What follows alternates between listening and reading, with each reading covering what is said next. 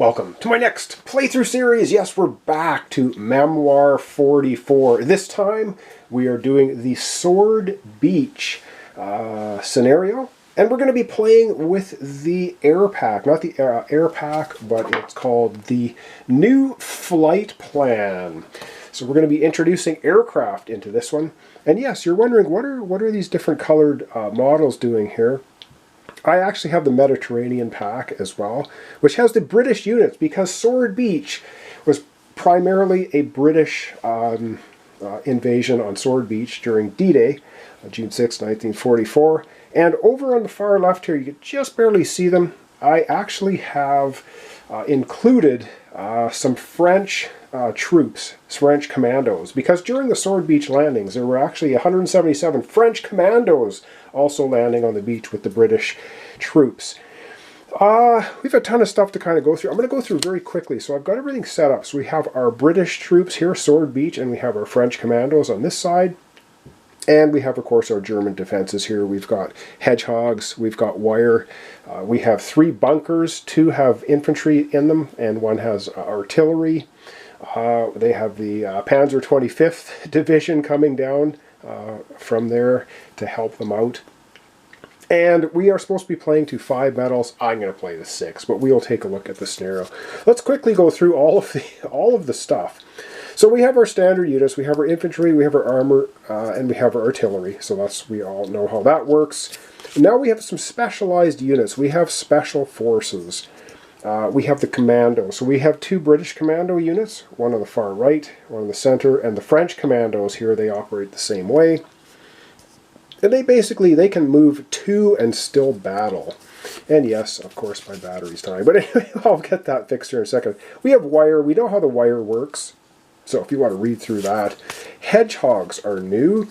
Infantry may move into and battle at a hedgehog, impassable by armor and artillery. No combat restrictions. Infantry and hedgehogs may ignore 1 flag, and they do not block line of sight. All right.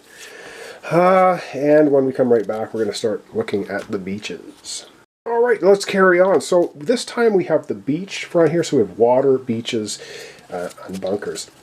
So beaches, maximum movement onto beaches is 2 hexes, and that's it. So tanks can normally move 3 spaces, but if they're moving onto beach, they can only move 2, and they get bogged down.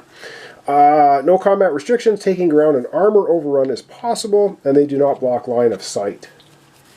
And oceans, maximum movement is 1 hex. So we've got some units here that are in the ocean, so when they move from here to here, that's it. They have to stop, because these are still ocean hexes, even though they border on the beach.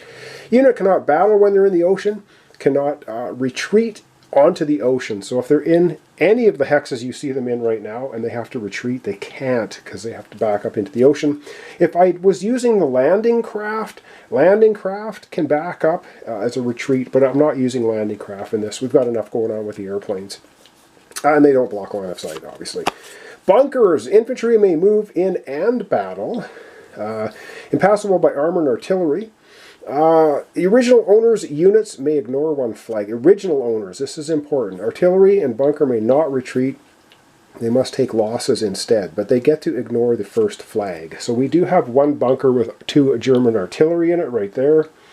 They can ignore the 1st flag, but if they get 2 flags, they're going to start losing some units. Bunkers have 360-degree arc of fire, so they can fire everywhere.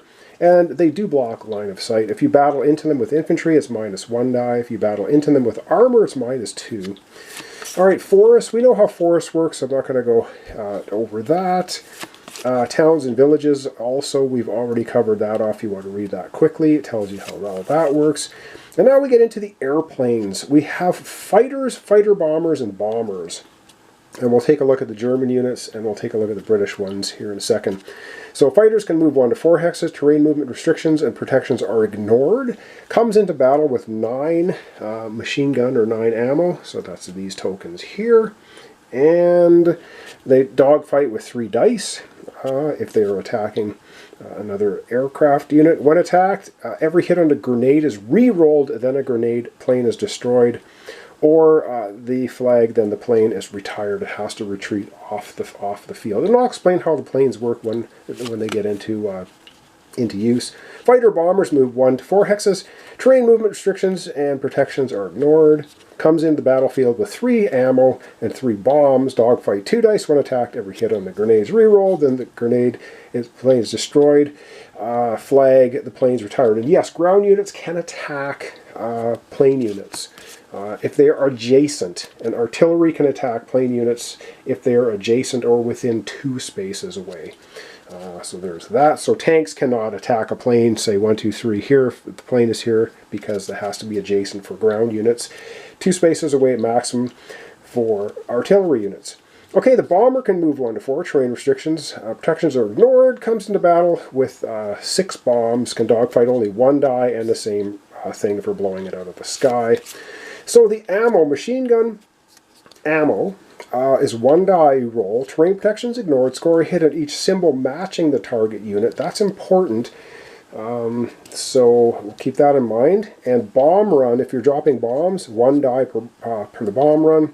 Terrain protection is ignored. Scores a hit for each grenade or symbol matching the target. So this is different. The bombs hit on grenades and matching symbol. Machine gun fire only hits on matching symbol, so grenades are not a hit. So for infantry, you got to roll an infantry. Armor, got to roll an armor. Well, and grenades would work for artillery because that's what artillery gets hit on. There's no artillery symbol on the die. And that's it. We've covered off all of the units. So let's take a quick look at the German planes that may be coming out into the battle and the British ones. All right, so we have planes that represent, we have the fighters, we have the fighter bombers for Germany, and we have the bombers for Germany. Well, what are they? Well, let's have a look. So let's see. For fighters, for the German fighter, they have the Messerschmitt Bf 109, and they have a little bit of text there if you want to read that. For the fighter bomber, they have the Junkers Ju-87 Stuka, and some text there. And for their actual bomber, they have a Henkel H111, and again, so there we go. And they are represented by these little tokens here, and of course there is a plane model, and there are stands that they will fit on. You can only deploy 1 air unit on the map for your side at one time. You cannot have all 3 of these out at once. If they get destroyed by enemy fire, then this token becomes a medal, and that type of aircraft cannot be deployed anymore. All right, let's take a look at our British aircraft. All right, so for the British, what do we have for the British? I wonder if they have the Spitfire. Of course they do. So their fighter is the Supermarine Spitfire, a little bit of text there, and their fighter bomber is the Hawker Typhoon, and their bomber is the Avro 683 Lancaster. A lot of them built during World War II, and they're all represented here. And the models are really nice.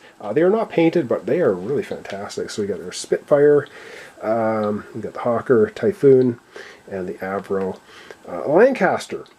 All right, I think we're going to now take a look at the actual scenario, Sword Beach, and then possibly get into the first turn. And I actually don't know if we're going to get into the first turn. Well, let's take a look at Sword Beach. So everything is set up. We're ready to go. We're ready to take on the Germans. You can see everything landed here. So I've swapped out this unit here for the French commandos, which landed at Sword Beach. And we got some historical background here.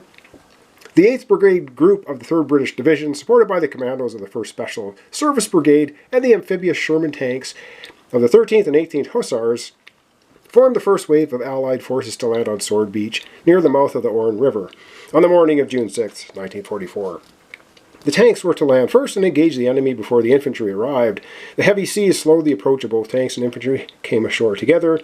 The bad weather, coupled with stiff German resistance, delayed the inland advance, while commandos, including the first French troops to set foot back on their homeland that day, captured the casino at Rivibella. The bulk of the Allied forces failed to push inland and capture Caen, their objective for the day. The consequences of this, the biggest setback of the Allied operations of D-Day, were to be felt well into July, and the city of Caen itself would pay a dear price for it.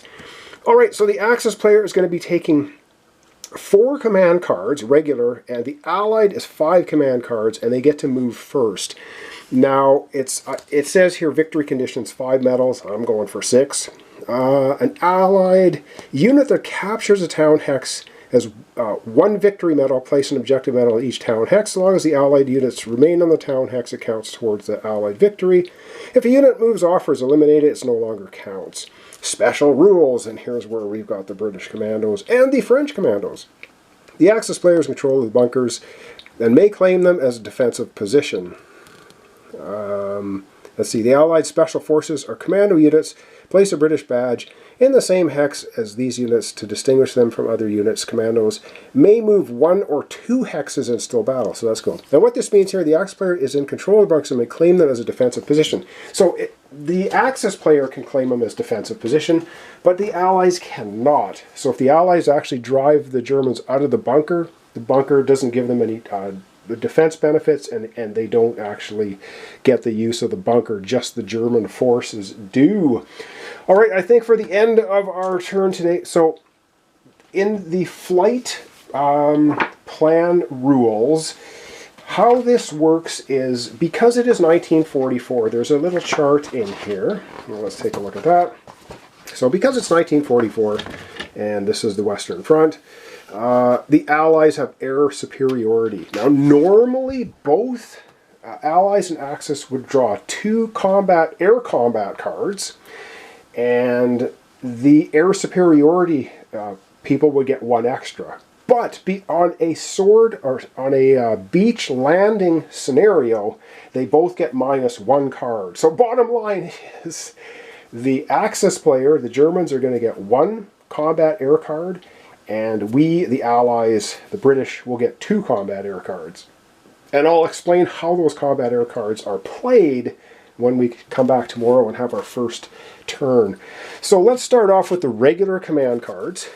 So we, the British, are going to be getting 5, and the Germans will be getting 4. And I'll have to try and organize all of this somehow. So let's go. So Germans, us, Germans, us, Germans, us, Germans, and us. So we'll get 5, and the Germans will get 4. So our 5 cards are, we have a probe 2 on the right, 2 in the center, armor assault, issue an order to 4 armored units. That's nice. We've got 3 of them. We got probe 2 on the right, and recon and force. Okay, cool. Not bad. Not bad little starting hand for us. And the Germans, we don't know because it's hidden information. And we as the British get to go first. All right. These are the combat air cards, and I'll explain what they look like here in a second. So we're going to give the Germans get 1, so they're going to get 1 air combat card, and we get 2 of them. All right, let's take a look at the air combat cards. Try to explain a little bit of what's going on here. So the air combat cards have these symbols in the top left. So that's a fighter symbol, fighter bomber. If it was green, it would be a bomber symbol. How you deploy an aircraft is, for instance, if we played probe 2 on the right, we could say, okay, we're gonna issue an order to one of our ground troops here on the right and an aircraft on the right. So we would play this card, and you can play any card to deploy any aircraft. So we could play this to deploy a bomber. The bomber would just get a regular 4 movement, regular attack. Or if we issued an order to a fighter, we could do rake the enemy. We could do the text on the card as well as, so we follow the text and deploy a fighter.